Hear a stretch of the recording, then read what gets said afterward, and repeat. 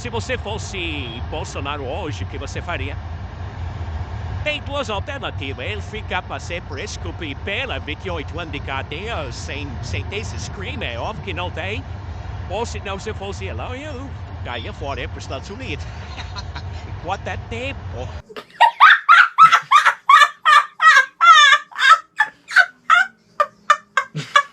Precisa de liberdade de ação.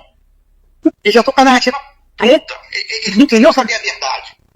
Eles queriam só que eu confirmasse a narrativa deles. Entendeu? É isso que eles queriam. E toda vez eles falavam: mas a sua colaboração tá muito boa. O Ronê dividiu os 34 denunciados em grupos. O núcleo crucial da organização criminosa, liderada, segundo a PGR, por Jair Bolsonaro, é formado por integrantes do alto escalão do governo federal e das Forças Armadas. Deles partiu as principais decisões e ações de impacto.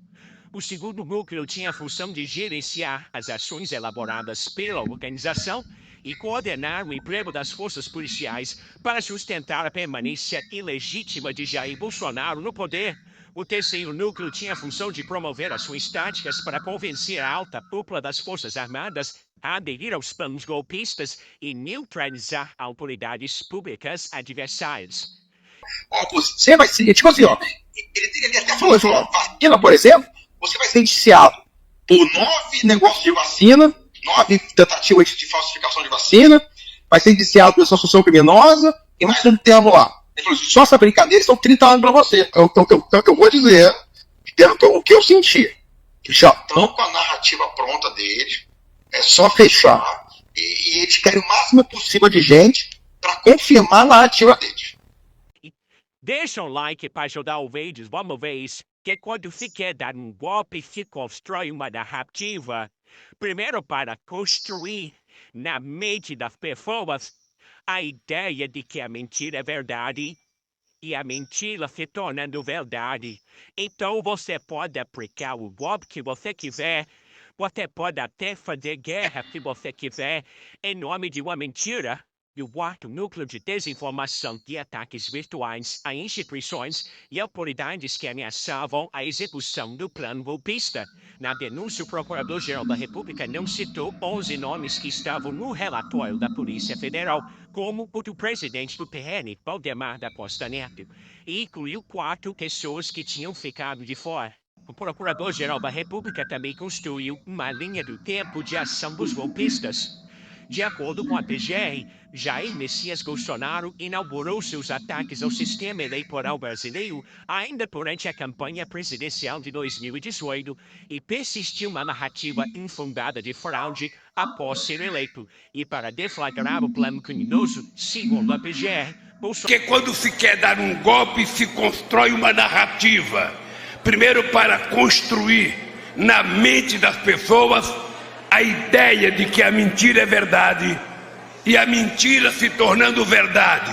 Então você pode aplicar o golpe que você quiser, você pode até fazer guerra se você quiser, em nome de uma mentira. Bolsonaro contou com auxílio direto de Augusto Heleno.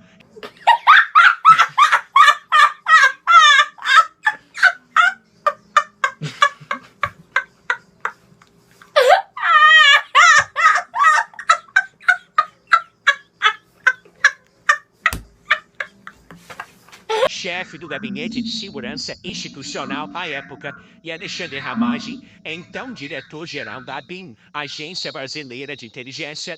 Segundo a PGR, Ramagem tinha o costume de documentar as orientações que repassava a Bolsonaro.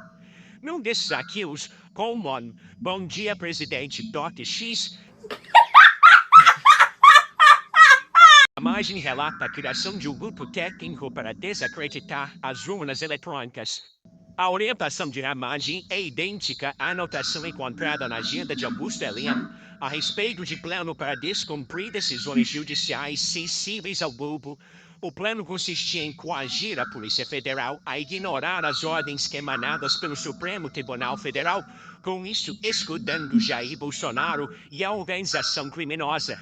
A PGR afirma que a estratégia se tornou ainda mais evidente nos discursos públicos de Bolsonaro no dia 7 de setembro de 2021, na esplanada dos ministérios e na Avenida Paulista, quando ele sufrou seus apoiadores contra membros do Tribunal Superior Eleitoral e do Supremo Tribunal Federal. Segundo a denúncia, Bolsonaro, com receio de derrota nas urnas, apresentou de forma explícita a mensagem autoritária de permanência no poder. Só sai preso, morto ou com vitória. Quero dizer aos canalhas que eu nunca serei preso. A PGR também citou uma live feita por Bolsonaro ainda em 2021 com ataque às urnas eletrônicas. Os pronunciamentos do denunciado, que até então aparentavam ser pontuais e insuficientes para afetar significativamente a opinião pública, ganharam contornos massivos e contundentes a partir do dia 29 de julho de 2021, quando o então presidente da República realizou transmissão ao vivo, live, nas dependências do Palácio do Planalto para tratar especificamente do sistema eletrônico de votação. O Procurador-Geral da República, Paulo Gonet, afirma na denúncia que, paralelamente aos discursos de Jair Bolsonaro, a organização criminosa se valia do meio digital para atacar opositores e o sistema eleitoral, usando indevidamente a estrutura do Estado. Numa ação coordenada, os mesmos alvos dos discursos de Bolsonaro eram atacados com informações falsas nas redes sociais. Segundo a PGR, a escalada golpista ficou mais intensa quando o então ex-presidente Lula voltou a ter os direitos políticos. A denúncia da Procuradora-Geral da República afirma que, diante da possibilidade de Lula concorrer nas eleições de 2022, o grupo criminoso ampliou as articulações para tentar um golpe de Estado.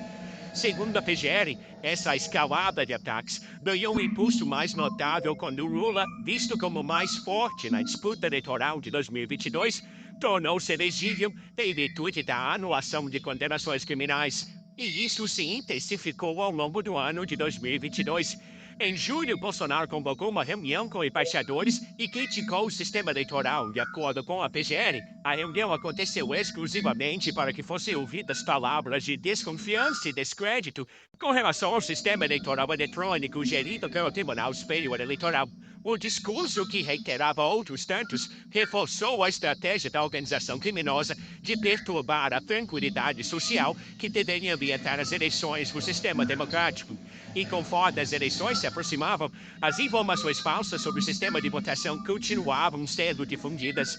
Mas, segundo a denúncia, depois do resultado do primeiro turno, com uma perspectiva real de derrota nas urnas, o grupo precisou ampliar sua frente de ação mediante o uso ainda mais ostensivo da máquina pública, a fim de interferir diretamente no processo de eleição e assegurar a sua permanência no poder. Nesse contexto, segundo a PGR, os denunciados se utilizaram especialmente da estrutura da Polícia Rodoviária Federal, sob o comando do denunciado Silvinei Vasquez, para obstruir o funcionamento do sistema eleitoral e minar os valores democráticos, dificultando a participação de eleitores que se presumiam contrários ao então presidente. E depois que Bolsonaro efetivamente perdeu as eleições, de acordo com a denúncia, o grupo estimulou a formação de acampamentos. São notórias as convocações em redes sociais de um levante contra o Estado de Direito e o governo eleito, dando lugar a ações de fechamento de rodovias em pontos diversos do país e de instalação de acampamentos de pessoas clamando por intervenção militar. Os procedimentos se mostravam coordenados e articulados, nos moldes almejados pela organização criminosa. E quando novembro chegou, segundo a PGR, além de perenizar a narrativa de fraude eleitoral, o grupo deu início à fase mais violenta de seu projeto de poder.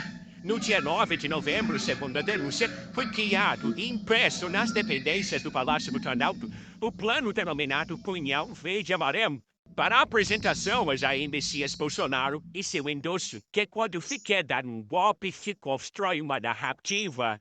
Primeiro, para construir na mente das pessoas a ideia de que a mentira é verdade, Plano previa a prisão e até a morte do ministro do Supremo Tribunal Federal, Alexandre de Moraes, e dos então candidatos eleitos, Luiz Inácio Lula da Silva e Geraldo Alckmin.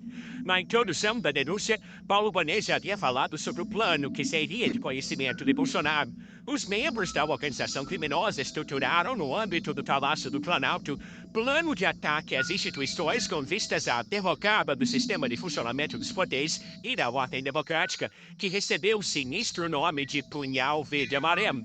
O plano foi arquitetado e levado ao conhecimento do presidente da República, que ainda no Rio, ao tempo em que era divulgado o relatório em que o Ministério da Defesa se via na contingência de reconhecer a inexistência de detecção de fraude nas eleições. 3 dias depois, segundo a denúncia, em uma reunião na casa de Braga Neto, em Brasília, os denominados Kids Preps debateram as ações clandestinas e fechadas sob o nome Copa 2022, destinadas a neutralizar o ministro Alexandre de Moraes nos moldes previstos pelo Plano Punhal Verde Amarelo. O colaborador Mauro César Barbosa Cid confirmou a realização da reunião em 12 de novembro de 2022, indicou os participantes envolvidos e resumiu a pauta discutida. Promoveu uma ação de forte impacto social para justificar a assinatura de um decreto por Jair Bolsonaro. E no dia 19 de novembro, uma semana depois da reunião na casa de Braga Neto, segundo a PGR, Felipe Martins, assessor de Bolsonaro, apresenta a ele os termos de um decreto golpista, que seria usado para dar legitimidade a um golpe de Estado. Em dezembro, com a posse de Lula se aproximando, de acordo com a PGR, o grupo apressou as ações golpistas. No dia 6 de dezembro, o monitoramento do ministro Alexandre de Moraes foi intensificado e Bolsonaro recebeu a primeira versão da minuta do decreto golpista e pediu ajustes. Segundo a denúncia, o colaborador Mauro Cid confirmou que Jair Messias Bolsonaro recebeu de Felipe Garcia Martins a minuta de decreto, que imbuía também a prisão de autoridades, entre elas os ministros do STF, Alexandre de Moraes e Gilmar Mendes, e o presidente do Senado, Rodrigo Pacheco. De acordo com o colaborador, Jair Bolsonaro fez adiante ajustes na minuta, submetendo à prisão apenas o ministro Alexandre de Moraes e se limitando à realização de novas eleições presidenciais. Segundo a PGR, com o decreto concluído, Jair Bolsonaro iniciou a fase de reuniões com os militares de alta patente.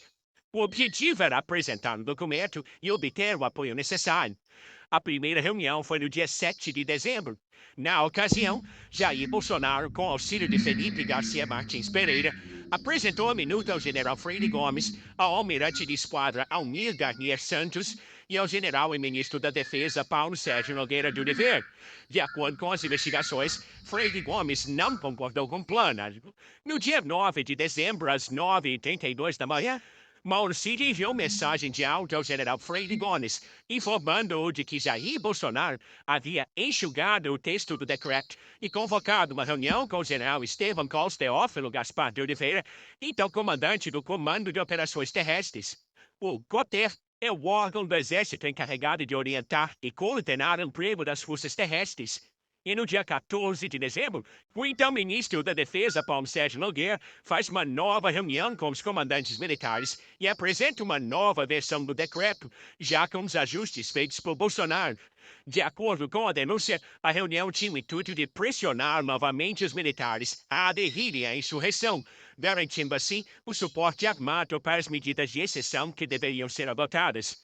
Segundo a PGR, apesar desses ajustes, o objetivo do decreto era o mesmo, impedir a posse do presidente eleito, marcada para o dia 1º de janeiro de 2023. A denúncia afirma que o grupo controlava os acampamentos em frente aos quartéis que pediam o golpe militar. No dia 2 de janeiro de 2023, um dia após a posse do presidente eleito Lula, Jair Bolsonaro recebeu uma mensagem de um militar. O plano foi complementado com as contribuições de sua equipe. Aguardamos a esperança de que será implementado, que quando se quer dar um golpe se constrói uma narrativa. Primeiro para construir na mente das pessoas a ideia de que a mentira é verdade e a mentira se tornando verdade. Então você pode aplicar o golpe que você quiser. Você pode até fazer guerra se você quiser, em nome de uma mentira. Bom dia. A minha tropa continua com sangue nos olhos.